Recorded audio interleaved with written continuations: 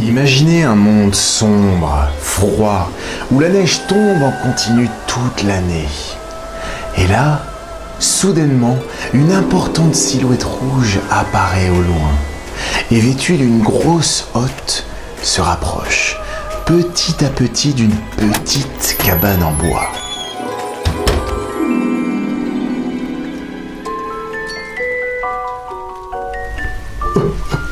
Ho, ho, ho. Bonjour les enfants, c'est le Père Noël. Vous avez été sages cette année? Bon, je vais m'empresser de découvrir tous vos petits courriers. J'ai ma hotte pleine de mails. Alors, le premier courrier de Lucas, qui me demande: Cher Père Noël, j'aimerais que tu fasses qu'il n'y ait plus de virus ou de plantage sous Windows. Mon petit Lucas, je ne peux malheureusement pas aller contre les lois de la nature, voyons. Ce sera un ordinateur VTech pour toi. Et voyons cette autre lettre. Parfumée à la vanille, de la petite Florence, qui me demande: Très cher Père Noël, blabla, j'ai été sage, lèche-cul tout ça, est-ce que tu pourrais faire en sorte que les produits Apple aient des tarifs normaux et accessibles? Mais ma petite Florence, tu crois au Père Noël? Ce sera un dîner à la Tour Eiffel pour toi. Et voyons cette dernière lettre de Alexis Machable. Étrange nom de famille d'ailleurs. Et Alexis qui me demande si je peux faire en sorte que la revue Tech numéro 17 soit disponible avant le 25 décembre. Eh bien Alexis, c'est ton jour de chance. La revue Tech numéro 17, ça commence tout de suite.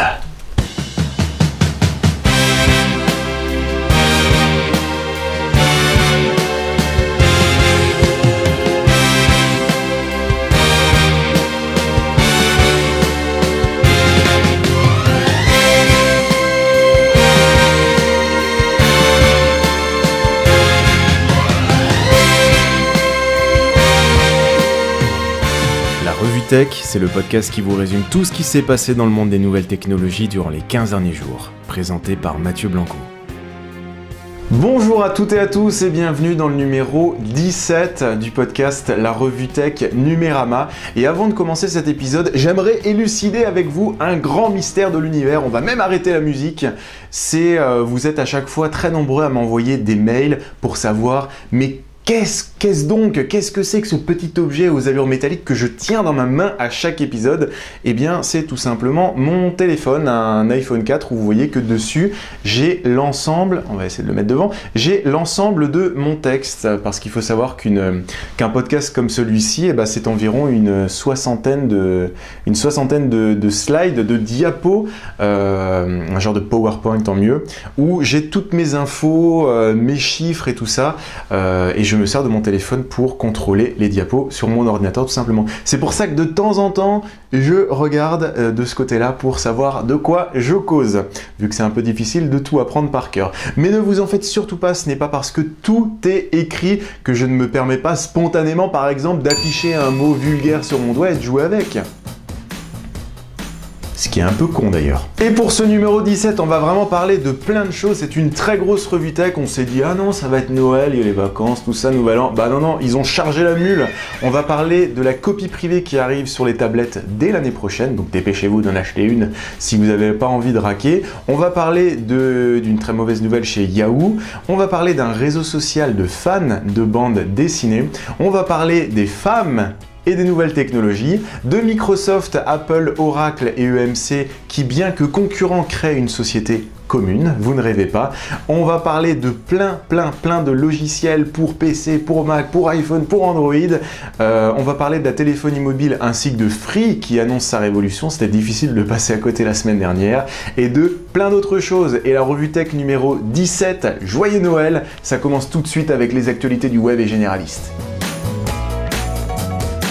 Et on va commencer par toutes les news vraiment pas très cool de ces 15 derniers jours avec la douce commission sur la copie privée qui vient de voter les barèmes de la taxe appliquée aux tablettes dès l'année prochaine. Donc que ce soit iPad, Samsung Galaxy Tab, les futures, les présentes Arcos ou les futures Acer, elles seront toutes taxées en fonction du disque dur que vous trouverez à l'intérieur. Et cette taxe viendra se greffer sur la taxe de la valeur ajoutée ainsi que sur la taxe de l'éco-participation, et cette nouvelle taxe ira de 0,09 centimes pour les très petites tablettes à 12 € pour la plupart qui se vendront. Donc pour retrouver l'ensemble de ce barème, parce qu'il y en a vraiment beaucoup que je peux pas tout énumérer, n'hésitez pas à vous rendre dans les notes de l'émission et sachez que la plupart des tablettes, la taxe moyenne s'échelonnera entre 7 et 10 €. On enchaîne sur une autre news vraiment pas géniale pour ces fins d'année avec Yahoo qui va se séparer de 4% de ses effectifs. Yahoo qui va donc licencier 600 personnes comme ça d'un coup d'un seul, indiquant vouloir recentrer ses activités et renouer avec le bénéfice. Et plein de services de Yahoo vont être fermés, notamment Delicious. Allez, on va essayer de parler de quelque chose de plus joyeux. Internet c'est vraiment bien, Internet c'est drôlement bien, Internet c'est vraiment bien, c'est super chouette. Mais qu'est-ce que c'est que ce truc? Avec la plus grande photo du monde, 26 gigapixels, comme ça, accessible depuis quasiment n'importe quel ordinateur et depuis votre navigateur web, c'est Paris. Et en plus, il y a des super effets spéciaux. Mais si, regardez, du soleil à Paris. Bref, tout Paris en 26 gigapixels, vous pouvez voir l'ensemble du panorama, vous rapprocher, faire des zooms jusqu'aux fenêtres des gens. Et voir plein de petits détails de la capitale. C'est gratuit en accès libre. Le lien est disponible comme le reste dans les notes de l'émission. Vous êtes un passionné de bande dessinée et vous souhaitez partager votre passion, et bien découvrez un nouveau site communautaire, un genre de Facebook des amateurs de bande dessinée, dénommé BD Maniac. Vous vous inscrivez sur le site, vous pouvez rajouter les BD qui vous ont plu, commenter celles des autres, en découvrir et partager tout simplement votre passion. Ce service est disponible sur un ordinateur depuis un simple navigateur web ou depuis l'application iPhone BD Maniac. Cette initiative, c'est une très bonne initiative. Le service est actuellement en bêta, donc il se peut qu'il y ait quelques petits problèmes ou encore quelques petits autres pets dans le site, mais c'est très sympa à voir, n'hésitez pas à vous y rendre et c'est disponible forcément dans les notes de l'émission. Qui est le plus connecté? Megatraffic a comparé plein d'usages des téléphones portables entre le Japon, les États-Unis et l'Europe. Eh bien, les plus connectés sont les Japonais. Non, sans deck. Mais ce sont par exemple les Européens qui envoient le plus de SMS.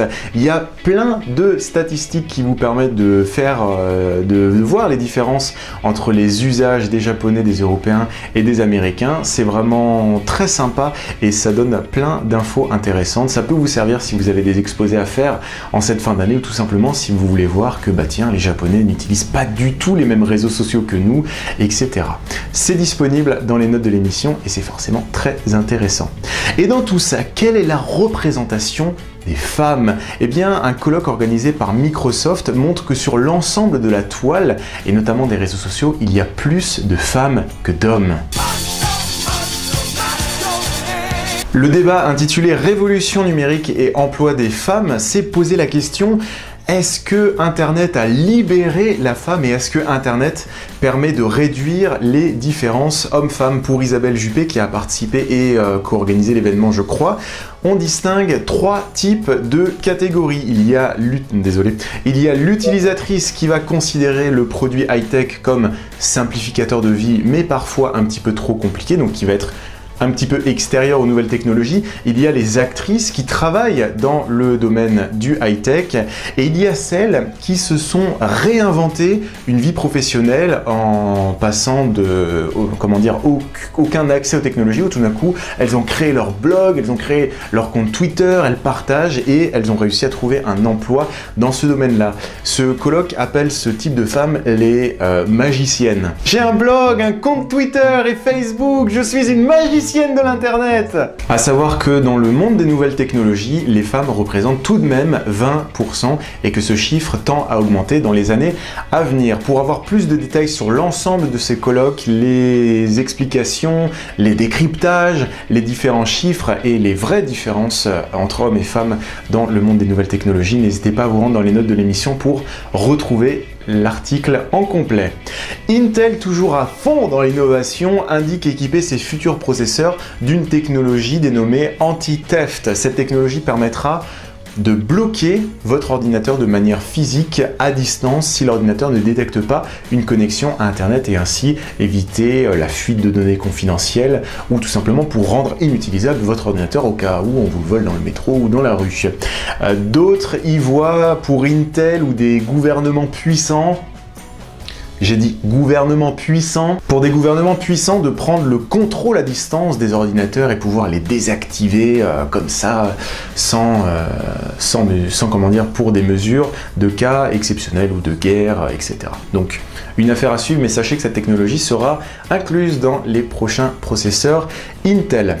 Imaginez les concurrents du web et des nouvelles technologies comme Microsoft, Apple, Oracle et EMC, main dans la main, gambadant fièrement dans les prés.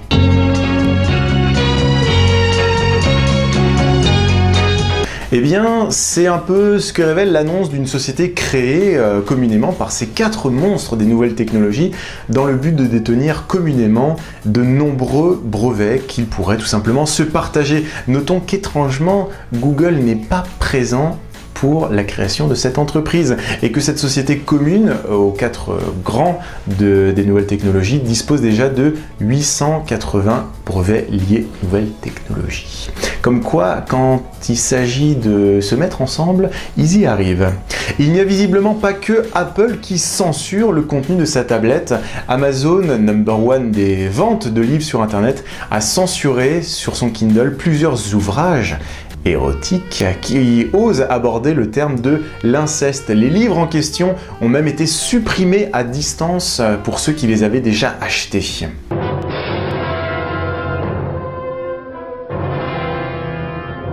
Et ça fout vraiment les boules tout ce contrôle. Sachez que le petit extrait de 1984 que je viens de vous diffuser est un très vieux film disponible légalement en streaming sur YouTube. Si vous avez envie de le visionner, et je vous le conseille, n'hésitez pas à le retrouver dans les notes de l'émission. On passe dès à présent du côté des actualités Apple, et il n'y en a qu'une cette fois-ci, il n'y a pas eu beaucoup de mouvements. Sachez que pour Apple, le Mac App Store, cet endroit sur les Mac où on pourra acheter des applications, de la même manière que sur les iPhones ou sur les iPads, vous avez l'App Store où vous pouvez télécharger des applications, voilà, ce sera exactement la même chose, mais sur votre Mac, débarquera le 6 janvier prochain, donc c'est très vite, et on espère peut-être, et je dis bien peut-être, la mise à jour de iWork qui sera disponible le jour du lancement du Mac App Store. iWork, cette fameuse suite bureautique d'Apple dont on attend la mise à jour depuis fort longtemps maintenant. On passe tout de suite aux actualités Microsoft de la revue Tech et bing! C'était aussi pour Microsoft le moment de mettre à jour son moteur de recherche ainsi que l'ensemble des services qui vont autour. Et la liste des nouveautés est extrêmement longue et donc je vous propose un petit condensé. On peut dès à présent liker, dire j'aime ça sur les résultats de la recherche de Bing, et non seulement ça vous permettra de partager vos résultats de recherche sur Facebook, mais en plus Microsoft prendra en compte les différents likes des utilisateurs pour le classement des sites. C'est-à-dire que quand on fait une recherche sur Google, eh bien ce sont des algorithmes qui vont réfléchir et qui vont dire tel site est en premier, tel site est en deuxième, tel site est en troisième. Et bien là, non seulement sur Bing, il y a grosso modo les mêmes algorithmes, mais en plus, si tout d'un coup un site se retrouve un petit peu en bas et que beaucoup de gens le like, eh bien ça fera remonter ce site vers les premières places. Donc voilà pour les nouveautés. Bing vous permet de liker et prendra en compte vos likes sur Facebook, de nombreuses améliorations pour trouver un commerce de proximité, une refonte de Bing Maps qui vous permet de faire des itinéraires et vous retrouver sur une carte, le support iPhone et Android, la recherche de vol d'avion, une nouvelle fonction pour les recherches d'images et de médias. Bref, Chez Microsoft, on n'est pas là pour vendre des cravates. Toute la liste des nouveautés, qui est très longue, si ça vous intéresse, est disponible dans les notes de l'émission. Et si vous avez envie de tester, vous allez tout simplement sur le site du moteur de recherche de Microsoft, bing.com. Et là, on va un petit peu inverser les rôles. C'est Microsoft qui sort un plugin pour Firefox, le navigateur de la fondation Mozilla, et qui permet justement à Firefox, pour la version 3.6 et la prochaine qui va sortir, la version 4, de lire les vidéos au format H264. Alors qu'est-ce que c'est que ce format au nom bizarre? Par exemple, la vidéo que vous êtes en train de regarder est encodée au format H264. Eh bien, Mozilla refuse d'implémenter ce format de vidéo très répandu dans Firefox pour diverses raisons, notamment liées à l'ouverture du format et aux droits d'auteur. Eh bien, Microsoft a décidé de créer un plugin qui permet de lire ce format dans Firefox, tout ça dans le but d'harmoniser le HTML5 qui va débarquer massivement l'année prochaine, le HTML5 qui permettra d'avoir des super sites interactifs, super jolis et surtout qui s'affichent de la même manière, quel que soit votre ordinateur, votre système et votre navigateur. Donc c'est un peu le monde à l'envers. Microsoft, qui était un peu la bête noire du web, tout d'un coup fait des plugins pour que le web soit harmonisé sur tous les systèmes et tous les navigateurs, dont son concurrent Firefox. Comme quoi, si ce plugin vous intéresse, eh bien, il est disponible en version bêta, uniquement pour Windows pour le moment. Dans les notes de l'émission, vous avez un petit lien, vous l'installez et vous pouvez tranquillement tester. On va passer du côté des actualités Google de la revue Tech, avec Google qui a présenté et qui propose dès à présent Google Maps mobile en version 5. Si votre mobile Android est compatible et surtout assez puissant, vous pouvez bénéficier de cette nouvelle application Google Maps qui vous permet d'afficher les plans de Google Maps complètement en 3 dimensions. Si vous faites un petit déplacement avec vos deux doigts, ça vous permet de flipper la carte et d'avoir les bâtiments en 3 dimensions si la zone est couverte, de la boussole et plein d'autres fonctionnalités. C'est gratuit et ça se télécharge dans le market d'Android. C'est un petit peu la bullshit de cette fin d'année pour Google avec Chrome OS. Après avoir présenté son OS complètement dans le cloud et complètement basé sur son navigateur Google Chrome, et après de nombreuses questions quant à l'incohérence du projet et son futur, eh bien, ce sont carrément des personnalités qui se mettent à critiquer le projet, dont le créateur de Gmail, l'adresse email de Google, qui n'y va pas par 4 chemins, indiquant que Google Chrome OS sera mort avant la fin de l'année prochaine ou fusionné avec Android, et que ce projet n'a pas lieu d'être et qu'au final on devrait se retrouver avec un Android pour les smartphones, pour les tablettes et pour les petits netbooks. Donc on ne sait pas trop comment ça va se passer. On en attendait beaucoup de ce Google Chrome OS et finalement, vu les critiques et vu effectivement l'incohérence du projet, ça commence à retomber un petit peu comme un soufflé. Donc on va voir l'année prochaine comment le projet va évoluer et si Google réussira à imposer son système d'exploitation sur les netbooks qu'on retrouve au Carouf du coin.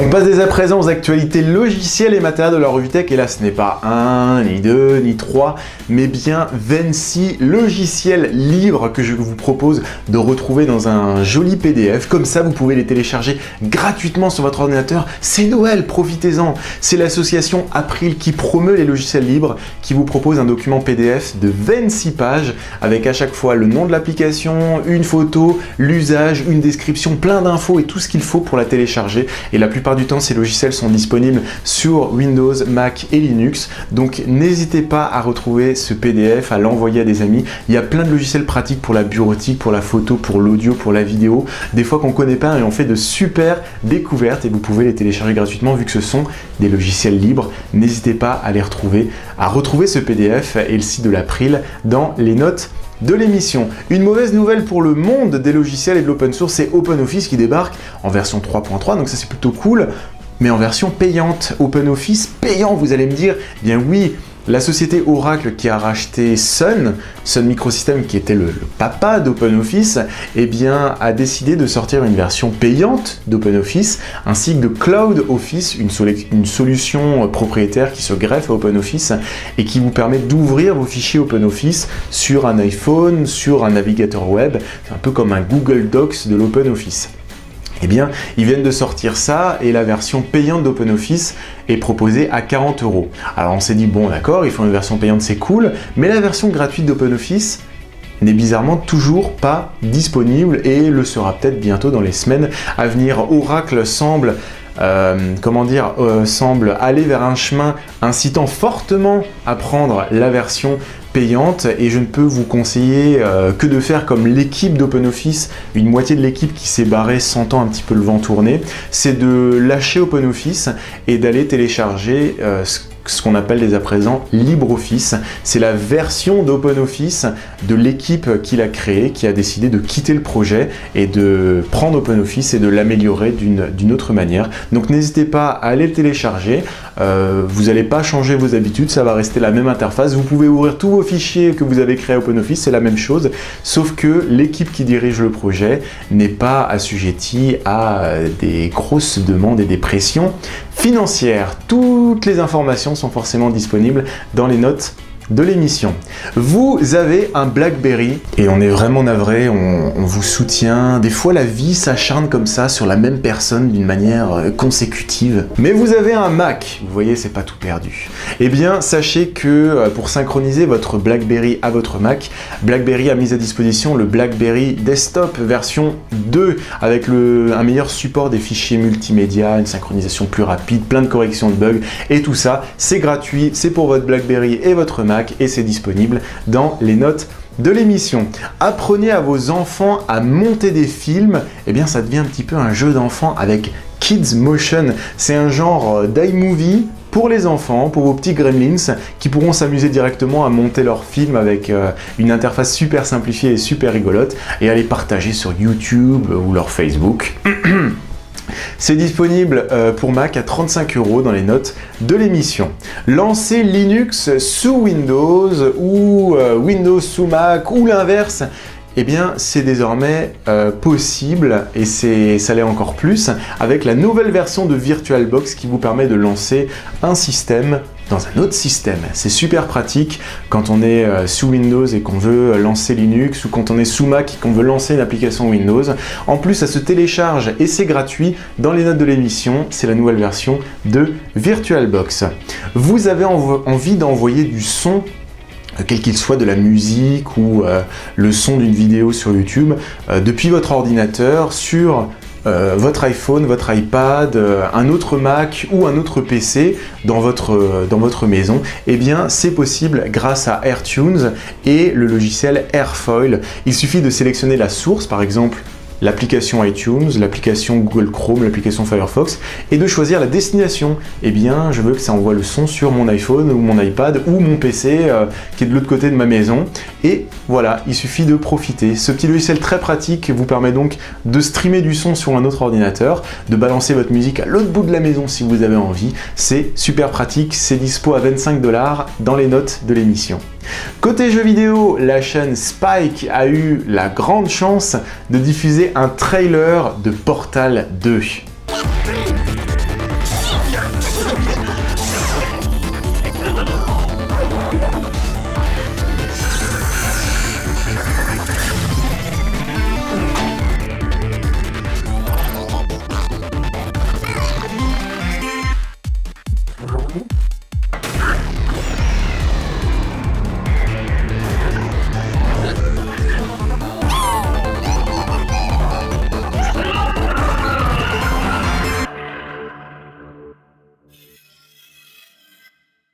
Logique et émotion vous seront nécessaires pour arriver au bout de ce jeu vraiment hors du commun. La version 1 de Portal est déjà disponible sur PC et sur Mac dans le logiciel Steam que vous pourrez retrouver dans les notes de l'émission, et cette fameuse version 2 arrivera en avril 2011. Et côté matériel, si vous avez envie de relier 1, 2 voire 3 écrans à votre ordinateur portable, ce qui n'est normalement pas possible, eh bien découvrez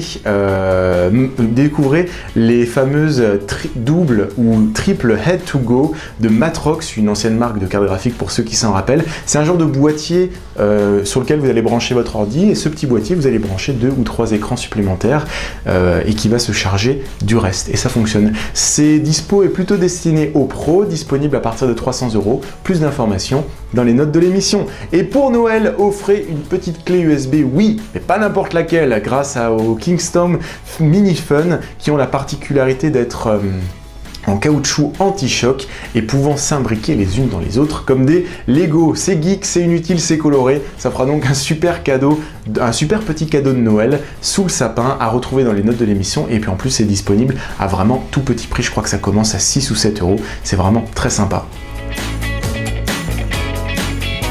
On passe dès à présent aux actualités téléphonie de la revue Tech. Et là, comment ne pas passer à côté de l'annonce de la révolution ? Free a annoncé beaucoup de choses lors de sa keynote de la semaine dernière. Une nouvelle Freebox nommée Révolution, équipée d'un écran tactile, d'un disque dur à 250 Go que vous pouvez partager entre vos ordinateurs. Elle est prévue pour l'ADSL et la fibre optique. Le boîtier TV est équipé d'un lecteur Blu-ray, d'un processeur très puissant vous permettant de naviguer sur internet, d'acheter des applications, de jouer à des jeux avec une manette qui vous est fournie. Les appels sont gratuits et illimités vers tous les téléphones mobiles en France.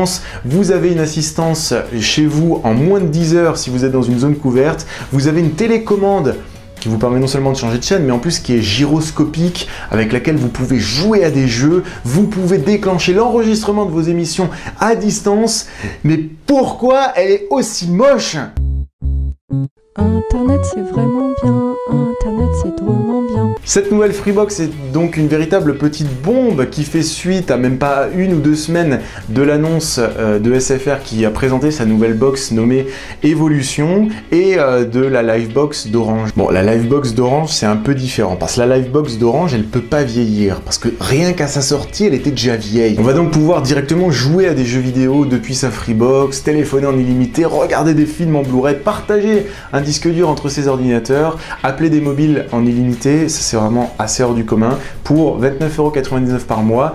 Et si vous souhaitez être en découpage total, il vous sera facturé 5,99 €. En plus, toutes les infos ainsi qu'une superbe interview de Xavier Niel par le podcast La Chaîne Techno sont disponibles dans les notes de l'émission et je vous conseille vivement de regarder cette interview qui est vraiment sans langue de bois, très bon et qui nous apprend comment ils ont réussi à concevoir cette nouvelle Freebox dans le secret.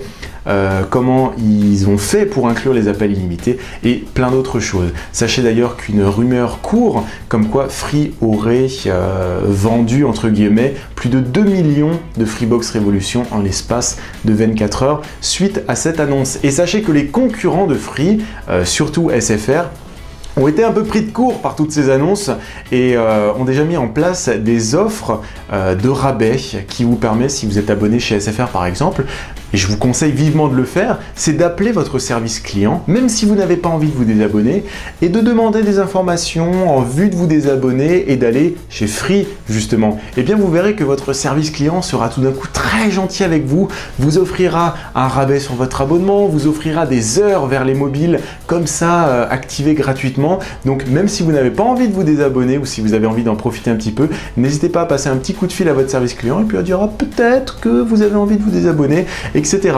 Sachez aussi que SFR, et ça c'est très marrant, a fourni à ses commerciaux toutes les excuses imparables pour ne pas faire partir les clients de chez eux.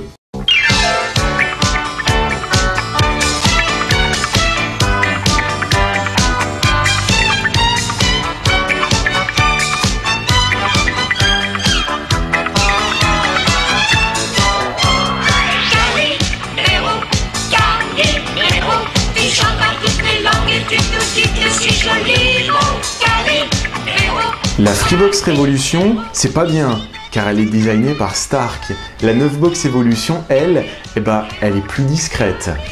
La Novebox Evolution, elle est plus légère de 1 kg comparée à la Freebox, donc c'est forcément mieux.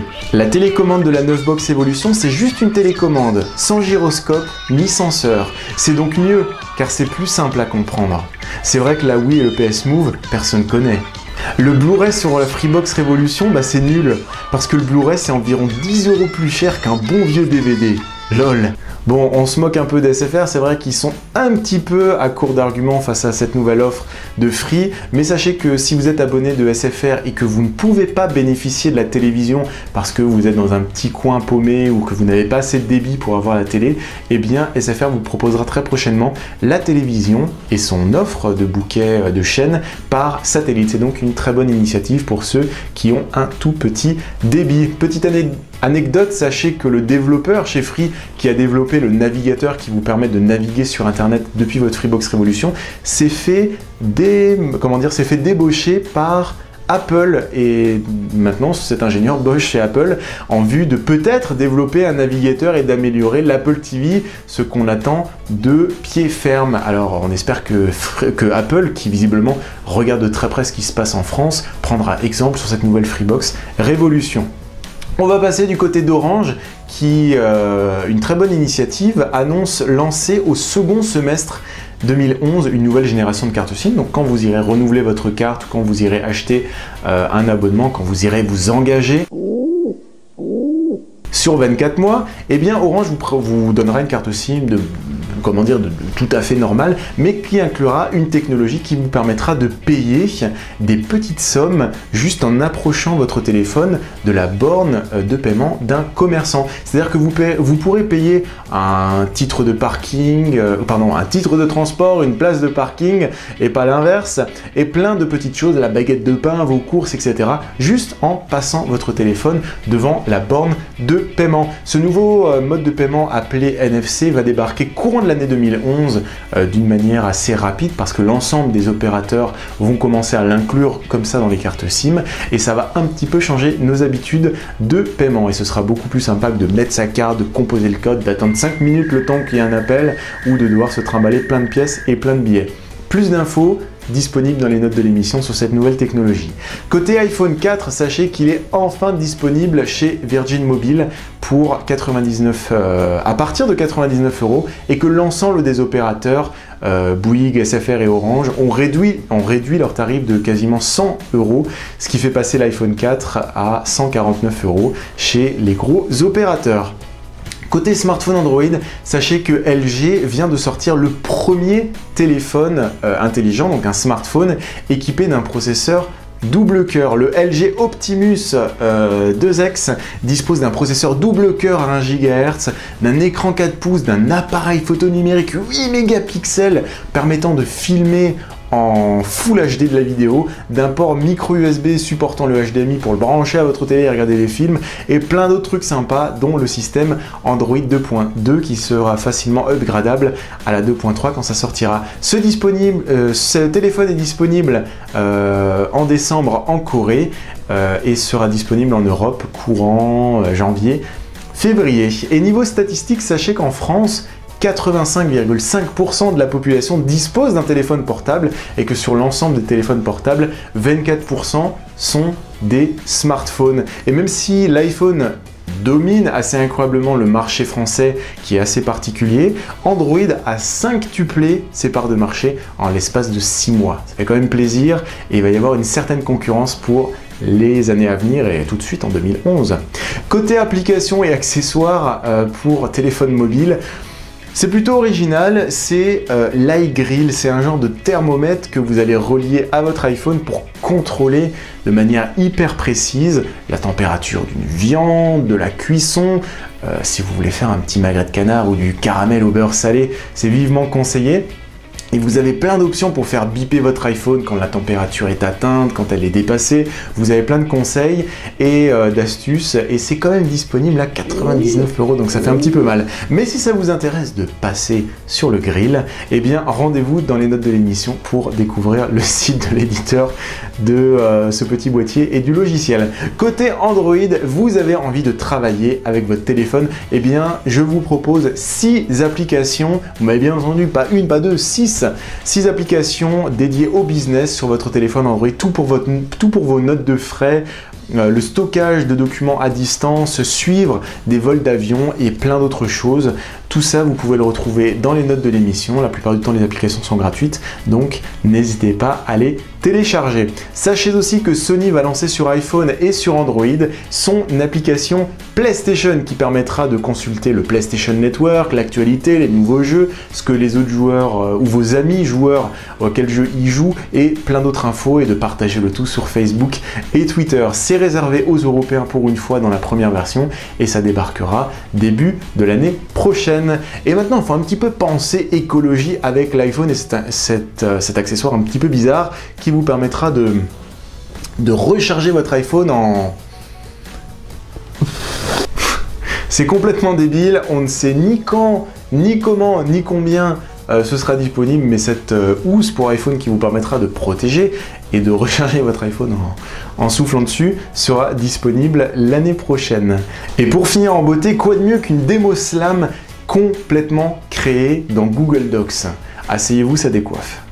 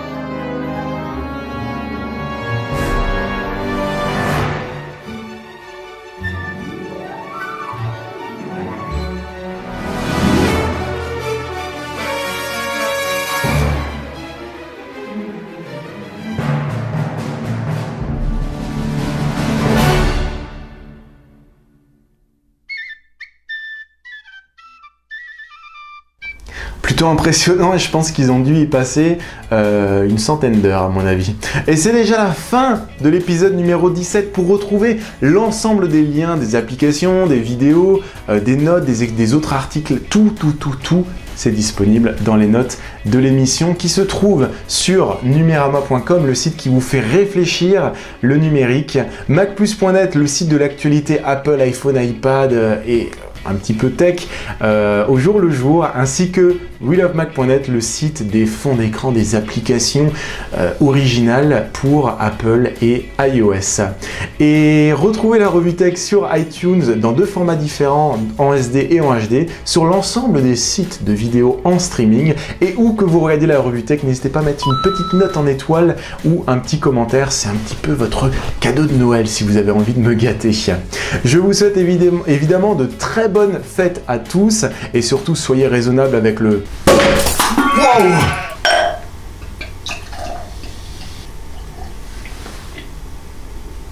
Et plutôt rond en bouche et on sent des petites notes de pommes. Cidre! C'est peut-être pour ça les petites notes de pommes. Et je vous souhaite une très bonne semaine et on se dit peut-être avant Nouvel An, très certainement. Ciao!